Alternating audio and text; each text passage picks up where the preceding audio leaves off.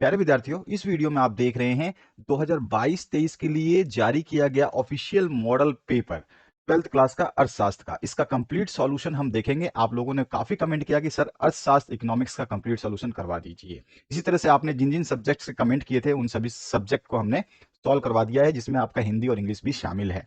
उन सभी को आप देख सकते हैं। प्लेलिस्ट, ये वीडियो जैसे ही खत्म होगी वहां पर प्लेलिस्ट आपको दिखाई देगी। सभी को पता है कि 1 से लेकर 10 तक जो है बहुविकल्पीय प्रश्न रहेंगे, जिसमें ऑप्शंस आपको देखने को मिलने वाले हैं। और उसके बाद में 11 से 18 नंबर तक के प्रश्न जो है लघु उत्तरीय रहेंगे। और उसके बाद में जो नेक्स्ट अति लघु उत्तरीय रहेंगे। और नेक्स्ट जो है आपका 19 से 24 तक के प्रश्न जो है लघु उत्तरीय रहेंगे। और उसके बाद जो है 25 से 27 तक के प्रश्न जो है वो आपके बड़े उत्तर वाले रहेंगे, 10-10 अंकों के। ठीक है, तो चलिए इसको स्टार्ट करते हैं बिना किसी देरी के। पहला जो प्रश्न है, व्यष्टि अर्थशास्त्र के अंतर्गत निम्न में से किसका अध्ययन किया जाता है। सभी को अच्छी तरह से पता है कि हम जो है व्यष्टि अर्थशास्त्र के अंदर जो अध्ययन करते हैं वो किन वस्तुओं का करते हैं। तो आपका क्या राइट आंसर हो जाएगा? सभी ने एज्यूम जो किया होगा वो राइट ऑप्शन क्या होने वाला है यहाँ पे, तो वो राइट ऑप्शन हो जाएगा हमारा। इसके अंदर जो है हम अध्ययन करते हैं व्यक्तिगत इकाई का। तो हमारा जो राइट आंसर हो जाएगा वो फर्स्ट ऑप्शन करेक्ट हो जाएगा। इसके बाद जो नेक्स्ट क्वेश्चन है, इसमें पूछा जाएगा सीमांत उपयोगिता के शून्य होने पर कुल उपयोगिता क्या हो जाती है। तो सीमांत उपयोगिता के शून्य होने पर कुल उपयोगिता जो है अधिकतम हो जाती है। तो यहां पर जो है आपका ग ऑप्शन करेक्ट हो जाएगा। इसके बाद जो नेक्स्ट क्वेश्चन है, इसमें पूछा गया आपसे उत्पादन बंद कर देने पर, उत्पादन बंद कर देने पर क्या होगा। तो उत्पादन अगर हम बंद कर देंगे तो जितनी परिवर्तनशील लागतें हैं वो क्या हो जाएंगी? शून्य हो जाएंगी। तो परिवर्तनशील लागतें जो हैं वो शून्य हो जाती हैं। तो यहां पर भी आपका ऑप्शन ग सही होगा। इसके बाद जो नेक्स्ट क्वेश्चन है, सीमांत आगम खाली स्थान में परिवर्तन की दर है।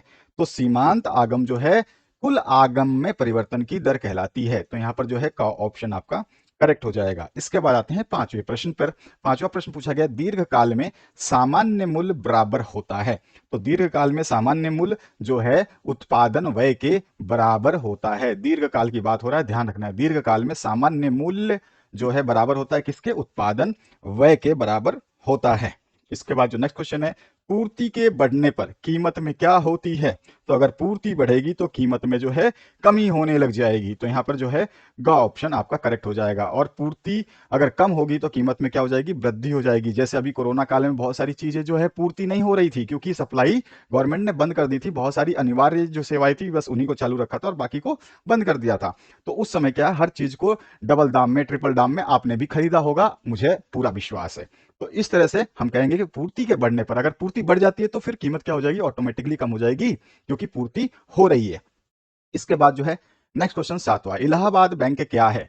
तो इलाहाबाद बैंक जो है यह एक व्यापारिक बैंक है। तो यहां पर जो है आपका कौन सा ऑप्शन हो जाएगा? ख ऑप्शन करेक्ट हो जाएगा।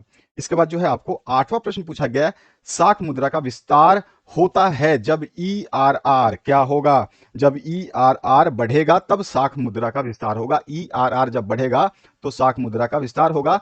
अगर साख मुद्रा का विस्तार होता है जब CRR क्या होगा? घटेगा तब। तो यहाँ पे ऑप्शन ERR दिया है तो ER बढ़ता है। ठीक है, जब ER बढ़ता है तो साख मुद्रा का विस्तार होता है।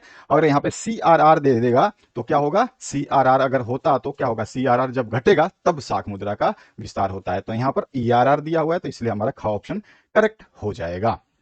नेक्स्ट जो क्वेश्चन है, मुद्रा के कार्य क्या हैं। तो मुद्रा के कार्य जो है विनिमय का माध्यम भी है, मूल्य का मापक भी है और मूल्य का संचयन भी करता है। तो मुद्रा के मेन कार्य में ये शामिल होते हैं। तो यहाँ का आंसर जो हो जाएगा घ। उपरोक्त सभी जो है इसके राइट आंसर हैं। इसका 10वां जो प्रश्न है, मुद्रा वह धुरी है जिसके चारों ओर अर्थ विज्ञान चक्कर लगाता है। यह कथन किसने दिया था? तो यह कथन जो है मार्शल का दिया हुआ है। तो यहाँ पर ख ऑप्शन करेक्ट हो जाएगा। तो इस तरह से हमने बहुविकल्पीय 10 प्रश्नों के उत्तर देखे। अब हम बात करेंगे बड़े प्रश्नों के। यहाँ पे अति लघु उत्तरीय प्रश्न जो है इसमें पूछा गया है 11वां नंबर, व्यष्टि अर्थशास्त्र और समष्टि अर्थशास्त्र में मुख्य अंतर क्या है। तो आप अच्छी तरह से पढ़ चुके हैं, आपको स्कूल में बता दिया गया होगा। फिर भी मैंने यहाँ पर जो 3 मार्क्स के हिसाब से कम आपको 3 से 4 अंतर लिखने होंगे। तो मैंने टेबुलर फॉर्म में जो है अंतर बताया, एक तरफ लिखा है व्यष्टि अर्थशास्त्र और एक तरफ लिखा है समष्टि अर्थशास्त्र।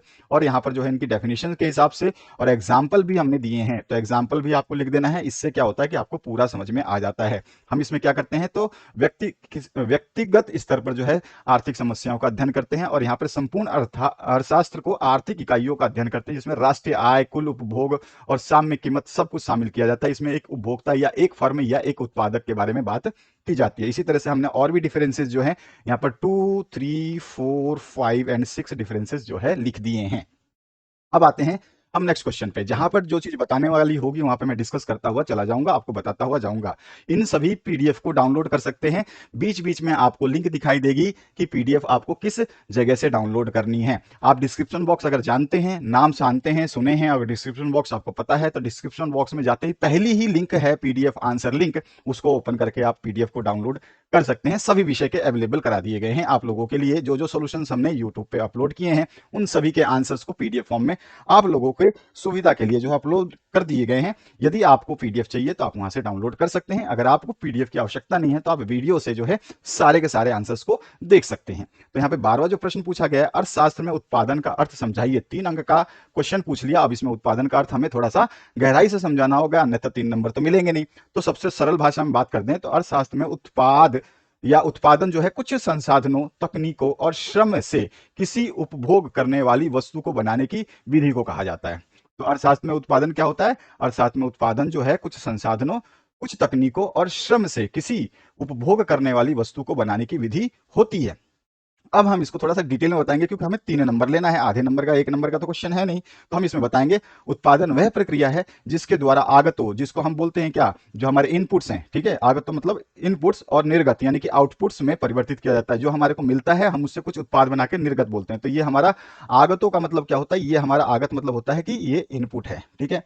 तो ये इनपुट हो गया, और जो है निर्गत क्या है, ये हमारा आउटपुट हो गया, ठीक है। तो ये बस आपको ध्यान रखना है कि निर्गत और आगतों में आपको कंफ्यूज नहीं होने। तो निर्गत क्या होता है, तो आपका ये इनपुट होता है, और सॉरी, आगत जो है आपका इनपुट होता है, और निर्गत क्या होता है, आउटपुट। जो आपने इनपुट लिया उससे कुछ ना कुछ प्रोडक्ट बनाया होगा तो उसी में परिवर्तित किया जाता है। और उत्पादन उत्पादकों या फर्मों द्वारा किया जाता है। एक फर्म जो है श्रम, मशीन, भूमि, कच्चा माल जैसे विभिन्न आगतों का प्रयोग करती है। यह उत्पाद जो है उपभोक्ताओं द्वारा उपभोग किया जा सकता है, या अन्य फर्मों द्वारा कोई और फर्म जो है उसको आगे उत्पादन के लिए उपयोग कर सकती है। जैसे कि मान लीजिए मैंने टायर बनाया, तो केवल टायर तो जो है जनरली बिकेगी जब जब वो टायर के लिए, टायर से कोई गाड़ी बन जाएगी। या फिर मैंने शीशा बनाया, साइड ग्लास बनाया, तो गाड़ी में लग जाएगी तब बिकेगी, और फिर वो गाड़ी में से टूटेगी तो मैं शीशे को अलग से मार्केट में बेच सकता हूं। तो इस तरह से जो है हर चीज का अलग अलग उपयोग है, और उसको दूर दूर दूर तक दूसरे दूसरे इंडस्ट्रीज में बार बार उपयोग किया जाता है। कुछ तो डायरेक्ट बन जाती है जिनका सीधा उपयोग किया जा सकता है, कुछ जो है आप जो है दोबारा उसको उपयोग करके और अच्छा बना सकते हैं। उदाहरण के लिए अगर हम बात करें तो हमें यहाँ पे उदाहरण दे देना है, क्योंकि 3 नंबर हासिल करना है तो कोई भी एक उदाहरण दे देंगे। मैंने यहाँ पे 3-4 उदाहरण दिए हैं। उदाहरण जो है, एक दर्जी एक सिलाई मशीन, कपड़ा, धागा और स्वयं के श्रम को कमीज बनाने के लिए उपयोग करता है। ये पहला उदाहरण हो गया। अगर आप दूसरा उदाहरण देना चाहें तो एक कृषक अपनी भूमि, श्रम और ट्रैक्टर, बीज, खाद, पानी आदि को गेहूं या कुछ भी फसल उत्पन्न करने में उपयोग करता है। इसी तरह से एक कार निर्माता जो है भूमि का फैक्ट्री के लिए, जो भूमि होती है उसको फैक्ट्री लगाने के लिए उपयोग करता है। मशीन और श्रम और दूसरे विभिन्न आगत यानी कि जितने भी इनपुट है, जैसे कि स्टील है, आपका एल्युमिनियम है, रबड़ है, इन सभी को कार के उत्पादन के लिए प्रयोग करता है। एक रिक्शा चालक की बात करें तो रिक्शा जो है, रिक्शे वाला जो है स्वयं को श्रम का उपयोग करके जो है इसका उपयोग करता है। तो एक घरेलू सहायक अपने श्रम का उपयोग करके सफाई सेवाएं उत्पन्न करने में करता है। तो इसमें से आप कोई भी एक एग्जाम्पल लिख सकते हैं। सारे एग्जाम्पल्स आप नॉर्मल जानते हैं, आपने आपके सामने भी देखे हुए हैं कि एग्जाम्पल्स जो है काम करते हैं। इसके बाद अगला जो प्रश्न है, फिर से 3 अंक के प्रश्न देखते जाएंगे, उसके बाद अंक आपका चेंज हो जाएगा। 6 अंक के प्रश्न आ जाएंगे, उसके बाद 10 अंक के प्रश्न आएंगे। उत्पादन फलन की परिभाषा देनी है। तो उपादानों, जिसको हम इनपुट या कि आगतों को, और उत्पादनों को, आउटपुट्स के फलन संबंध को जो है, फलन यानी कि फंक्शनल रिलेशनशिप को जो है हम उत्पादन फलन कहते हैं। उत्पादन फलन हमें यह बताता है कि समय की एक निश्चित अवधि में उपादानों के परिवर्तन से उत्पादन आकार में किस प्रकार और कितनी मात्रा में परिवर्तन होता है। इस प्रकार उपादानों की मात्रा और उत्पादन की मात्रा के भौतिक संबंध को उत्पादन फलन कहा जाता है। और उत्पादन फलन केवल भौतिक मात्रात्मक संबंध पर आधारित होता है, इसमें मूल्यों का समावेश नहीं होता है, क्योंकि हम इनपुट लेते हैं और आउटपुट उससे निकालते हैं। ठीक है, तो ये उत्पादन फलन जो है इनके संबंध को बताता है। गणितीय रूप में लिखें तो उत्पादन फलन जो है QX equals to function of ABCD है, जहां पर QX जो है वस्तु X का भौतिक उत्पादन है और ABCD जो है उत्पत्ति के विभिन्न साधन हो सकते हैं, जिसमें श्रम, भूमि कुछ भी हो सकता है। अब इसमें क्या है, उत्पादन फलन की परिभाषा देनी है। केवल परिभाषा लिख देते तो 3 नंबर तो मिलेगा नहीं, तो हमने उत्पादन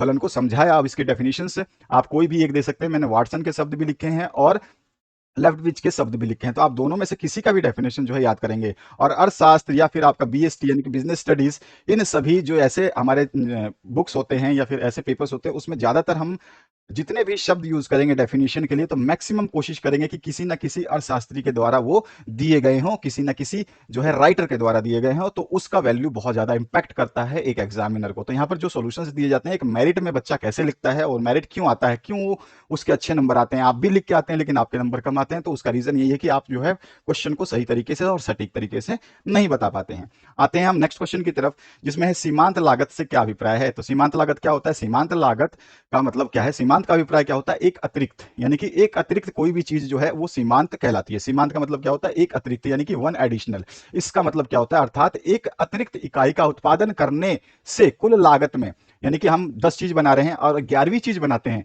उस समय 10 चीज बना रहे थे तो जितना पैसा लग रहा था ठीक है, हम जैसे 11वीं चीज बनाते हैं तो जितना पैसा लग रहा था उसमें कितनी वृद्धि होती है, तो कुल लागत में जो पैसे हम लगा रहे हैं उसमें कितनी वृद्धि होती है, उस इकाई विशेष की सीमांत लागत कहा जाता है। इस डेफिनेशन को आप समझ चुके होंगे।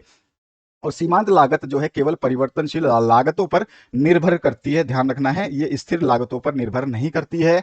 ये MCQ भी बनता है, तो ये भी आपको लाइन ध्यान रखनी है। यानी कि हम बोल सकते हैं MC जो है आपका, यहाँ पे बोलेंगे सीमांत लागत जो है आपका वो क्या होता है, TVC, टोटल वेरिएबल कॉस्ट के बराबर होता है। ठीक है ना, और इसको हम एक डायग्राम से बना देंगे, क्योंकि 3 नंबर, भैया आपको 3 नंबर लेने हैं तो केवल 2 लाइनों से तो आपको मिलेगा नहीं, तो हम 2-3 चीजें हम इसमें जरूर बताते हैं। और जो है MC को हम लिख सकते हैं TC अपॉन में Q, यानी कि कुल लागत में परिवर्तन, टोटल जो है आपका जो भी लग रहा है उसमें परिवर्तन, अपॉन में उत्पादन मात्रा में परिवर्तन, क्वांटिटी जितनी हम चेंज कर रहे हैं उसमें। ठीक है, तो हम MC बराबर TC अपॉन में Q भी लिख सकते हैं, ध्यान रखना है आपको। और ये कर्व है जिसमें TVC जो है आपका टोटल वेरिएबल कॉस्ट जो है, इस तरह से हम हैशिंग में दिखा देंगे कि आपका जो है सीमांत लागत केवल परिवर्तनशील लागतों पर निर्भर करता है, तो इसमें जो है ये डिपेंडेंट रहता है अंदर की तरफ। ठीक है, मार्जिनल कॉस्ट के अंदर ही रहता है। ठीक है, तो इस तरह का ये ग्राफ बनता है इसका सीमांत लागत का। आते हैं नेक्स्ट क्वेश्चन की तरफ, औसत लागत। ठीक है, और जो है सीमांत लागत में कैसा संबंध पाया जाता है, तो हम कह सकते हैं औसत लागत एवं सीमांत लागत में संबंध क्या होता है। पहला हम बता सकते हैं, दोनों की गणना उत्पादन को कुल लागत द्वारा की जाती है। तो दोनों की गणना उत्पादन की कुल लागत द्वारा की जाती है, उत्पादन की। तो यहाँ पर आपको उसको की कर लेना, कहीं मिस्टेक है तो हम उसको सही करते हुए चलेंगे, मात्राओं की मिस्टेक हो सकती है। तो यहाँ पर जो है हम क्या कर देंगे, उत्पादन की कुल लागत द्वारा की जाती है, दोनों की गणना उत्पादन की कुल लागत द्वारा की जाती है। यानी कि हम कहेंगे औसत लागत जो है कुल लागत बटे में कुल उत्पादन होता है, और सीमांत लागत जो होता है वो क्या होता है, कुल लागत में परिवर्तन बटे में उत्पादन मात्रा में परिवर्तन। अगर आप इंग्लिश मीडियम के स्टूडेंट्स हैं तो इंग्लिश मीडियम के लिए आपको कमेंट करना होगा कि सर हमें इंग्लिश मीडियम में सॉल्यूशन चाहिए, क्योंकि सॉल्यूशंस बनाने में बहुत ही समय लगता है और बहुत ही डिटेल में। और समस्या ये है कि इन सभी सॉल्यूशंस को बनाते समय हमें ये ध्यान रखना पड़ता है कि बच्चे को ये लिखने में कोई परेशानी ना हो। इसमें हम दूसरी चीज बता देंगे, क्योंकि ये 3 नंबर का क्वेश्चन है, लागत में और MC में संबंध तो हमने बता दिया, इसमें और भी संबंध बताएंगे, क्योंकि इसमें एक ही संबंध नहीं होता है। तो ये हमने पहली संबंध बताई कि दोनों की गणना है उत्पादन की कुल लागत द्वारा की जाती है। साथ ही साथ दूसरा संबंध क्या होता है, आरंभ में AC वक्र जो है गिरता है, तब MC वक्र का एक सीमा तक गिरता रहता है। ठीक है, तो यहाँ पे देखोगे कि आप जो है ये AC वक्र जो है गिर रहा है, तो यहाँ पर MC वक्र जो है वो एक सीमा तक गिरता रहता है। ठीक है, किंतु एक अवस्था के बाद में MC वक्र जो है बढ़ना आरंभ कर देता है। ठीक है, और एक सीमा के बाद में जो है ये